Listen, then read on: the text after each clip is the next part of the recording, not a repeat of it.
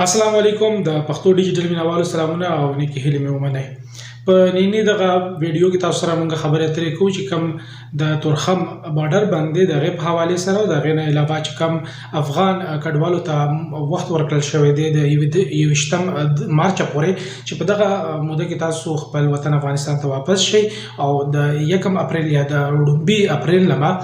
کچې تاسو دلته مشته نو تاسو به په زور باندې بیا افغانستان ته لګل شئ. په دغه موضوعات باندې تاسو سره موږ خبرې اترې کوو. نن تقریبا ولسمه ورځ ده چې د پاک افغان بارډر تورخم پوله چې کوم دی هغه د دوه اړخیز تګ راتګ لپاره تړل شوې ده او چې کوم تجارت هغه هم ودرول شوی دی. ورسره چې کوم خلک د افغانستان نه پاکستان ته راځي او د پاکستان افغانستان ته ځي هغه هم ودرول شوی دي او هغه نشي تللی. کچري موږ وګورو چې په دغه بندش نه وړاندې په دغه پوله باندې کوم تجارت کې دون ویل کېږي چې د 200 نه واخله تر 800 پورې چې کوم غټ مالون کی گاډي دی لارې دی هغه به تللی راتللی او د هغې نه علاوه تقریبا د 100,000 پورې به افغانستان او د پاکستان خلک په دغه پوله باندې اوړېدل راوړېدل. اوس دغه پوله تړل شوې ده او د دې د تړلو یا د بندېدو وجه چې کوم دی هغه دغه ده چې د افغانستان لخوا چې کوم طالبان حکومت دی هغوی په دغه چې کوم تورخم بارډر دی یا تورخم پوله ده د دې سره نږدې خپل مورچه جوړوله. نو د پاکستان چې کوم چارواکي دي هغوی په دغه باندې بد وګڼل او د هغې په وجه باندې دغه پوله وتړلی شوه. ورسره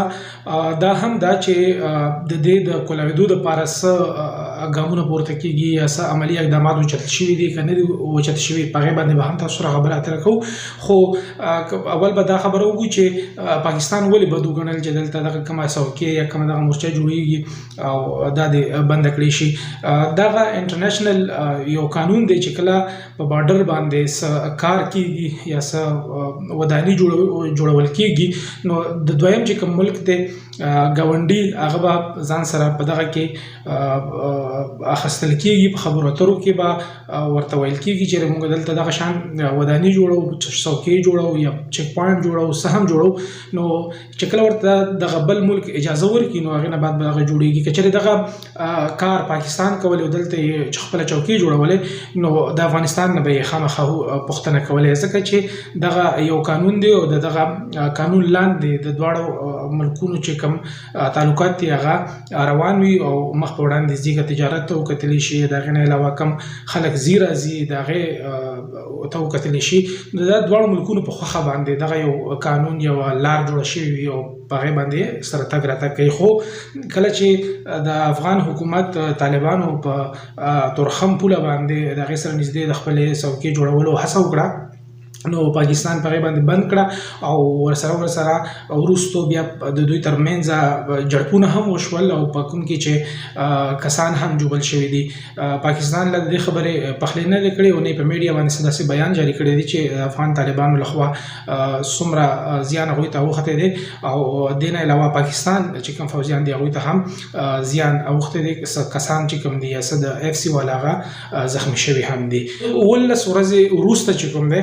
چې کوم قبایلي مشران دي د هغوی لخوا یو جرګه جوړه شوه او د افغانستان لخوا هم د مشرانو یو جرګه جوړه شوه په کوم کې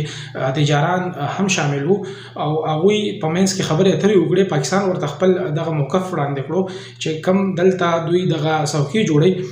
دا دې بند کړي د هغې نه وروستو به بیا موږ دغه چې کوم تورخم پوله دی هغه به کولاو کړي شي. چې کوم د افغانستان لخوا جرګه راغلی وه د پاکستان دغه دریځ و چې دغلته دی دغه کار ودرولی شي نو هغه کار خو ونه درېدو. نن یو تازه بله ویډیو راغلی ده چې په هغې کې اکسیویټر کتی شي چې په هغه مورچه باندې کار کوي او نو د هغې نه دا پته لګېږي چې په دغه خبرو کې افغان حکومت چې کوم دی هغه سیریس نه دی. بل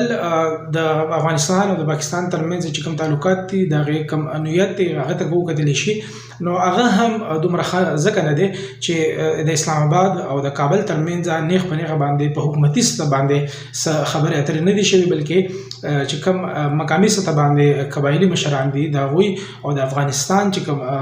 تجاران دي هغې نه علاوه کوم مشران دي د هغوی ترمنځ خبرې اترې وشوې. مطلب په سرکاري توګه باندې څه خبرې اترې نه دي شوي بلکې په مکمل توګه باندې یو جرګه تللی ده او هغه جرګې په دې کې خپل کردار شروع کړی دی. نو کچرې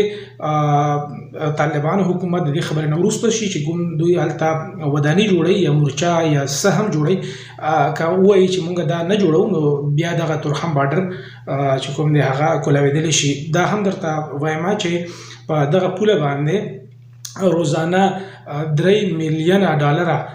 روزګار کیږي، تجارت کیږي او هغه هم د زنخ کار دی ولاړ دی او روزانه په بنیاد باندې په ډالرو باندې توان دواړو ملکونو ته روان دی. دین علاوه د یو 10 مارچ پورې چې کومه نیټه افغانیانو ته ورکړل شوې ده چې چا سره چې کوم د افغان سیټیزن کارت دی یا هغه افغانیان کوم سره چې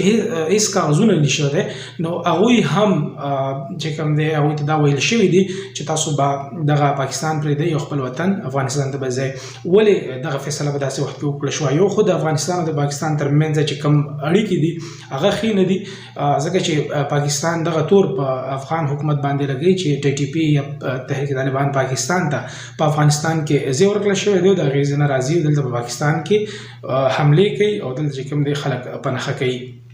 یو خو دغه موقف دی او د افغانستان له طرفه هم دغه موقف راغلی دی چې داعش چې کوم دی هغه په پاکستان کې دی او دغه ځای نه ورته سهولت میلاویږي او هغوی په افغانستان کې کاروایي کوي او هغوی چې کوم دی هلته دهشتګردي یا ترهګري خوري. بل دا وجه هم ده چې که موږ په عمومي توګه باندې وګورو چې موږ د کرکټ مثال واخلو، کله د کرکټ میچ وي د پاکستان د هندوستان سره، د افغانستان چې کوم زیاتره عام خلک دي هغوی د هندوستان سایډ اخلي، د پاکستان سایډ نه اخلي. پاکستان هم په دې باندې د خفګان اظهار کوي چې ولې نه موږ دلته دوی ته دومره میلمستیا ورکړه، دلته موږ سره دوی اوسیږي، زموږ ګاونډیان دي او د هغې نه علاوه زموږ مسلمانان دي، خو هغوی چې کوم دی زموږ ملګرتیا نه کوي بلکې د هندوستان ملګرتیا کوي. په دې باندې هم پاکستان خفه دی چې ولې د افغانیانو رویه د پاکستان سره دغه شان ده. وړاندې هم څو ځله افغانیانو ته د پاکستان نه د ویستو ویل شوي وو، خو هغې کې څه خلک لاړ شي بیا ډېر خلک هغه پاتې شي. اوس هم چې کوم دی 14 لکو پورې خلک په پاکستان کې افغان مهاجرین یا افغان کډوال دلته ژوند کوي او هغوی ته اوس دا ویل شوي دي چې کوم خلکو سره افغان ریفیوجیز کارت دی یا هغه خلک چې په غیر قانوني توګه باندې بغیر څه کاغذونو په پاکستان کې دلته میشتي ژوند کوي، هغوی ته دا ویل شوي دي چې تاسو خپل وطن افغانستان ته لاړ شئ. بله وجه پاکستان دا هم ښیي د دغه د ستنېدو چې کوم کډوال دلته پاکستان کې دي چې افغانستان وایي چې دلته زمونږ امنیت په ځای شوی دی، دلته چې کوم مکمل امن راغلی دی او د هغې نه علاوه چې کومه ترهګري ده هغه کمه شوې ده، ورسره د هغوی معیشت او چې کوم د هغوی هلته کار روزګار دی هغه هم غوره شوی دی. نو پاکستان وایي چې افغانستان کې کله حالات نارمل شول نو پکار دی چې افغان کډوال هغه خپل وطن افغانستان ته ستانه شي. نو په ننني دغه ویډیو کې دغه دومره معلومات تاسو سره موږ شریک کړل. په بله ویډیو کې بیا حاضرېږو، تر وخته پورې خپل ملګري ذاکر الله له اجازت ورکوئ چې چېرته هم یې ښاد اوسئ. د الله په امان.